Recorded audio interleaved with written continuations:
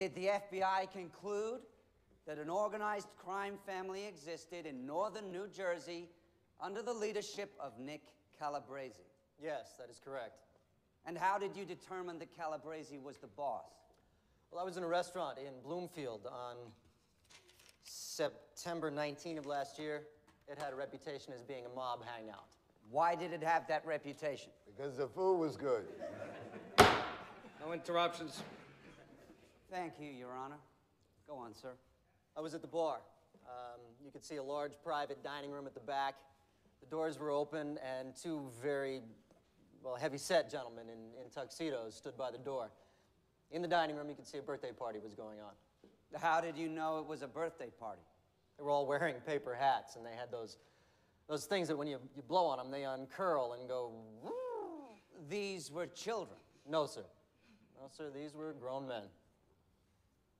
Go on. Well, at the head of a horseshoe table sat Mr. Calabrese. And as I observed, all these Italian males lined up to kiss his ring. It was obvious to me that they were paying respects to Mr. Calabrese as being the boss. It was like out of the movies. There was no other conclusion. Thank you, Agent Carey. Mr. Clandis? No questions, Your Honor. Mr. Novartis? I have nothing for this witness, Your Honor. There are no further questions. I'd like to ask him something, Judge. Mr. DiNocio?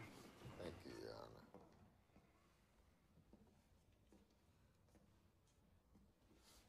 Mr. Carey, I was wondering about something.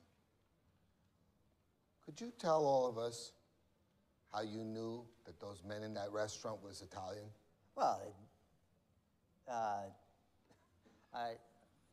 guess hey, they all looked Italian to me. Well, how? You know, with the hand gestures and the back slapping and the kissing and everything. Did they teach you that in FBI school, that that's how Italians act? No. No, that's not part of our training, no. Mr. Dominga. You speak Italian?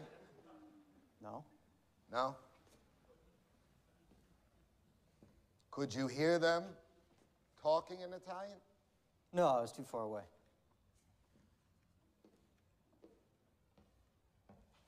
See, I'm not understanding this. You're saying from the backslapping and the kissing, you knew that they were Italian? Well, it was an Italian restaurant. Did they all have black hair? Yeah. Yeah, from what I can remember, yeah.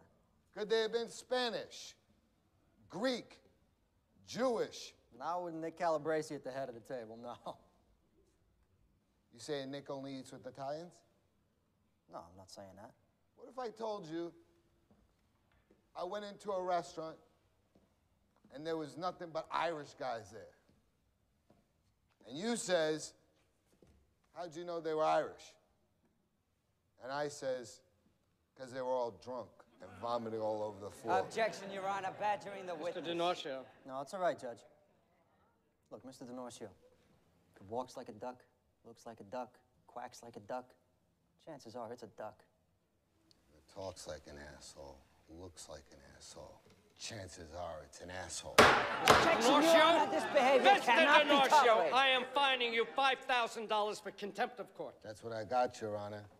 I got contempt for this court. You should have stopped them before with all the Italian shit. You are now fined $10,000. Want to try for 15? If there are no further questions, I want to warn the defendants right now that if they keep up this raucous behavior, they will be liable for contempt charges with heavy fines. And you defense attorneys will be liable to contempt as well for not keeping your clients under control. Sidebar, my chambers.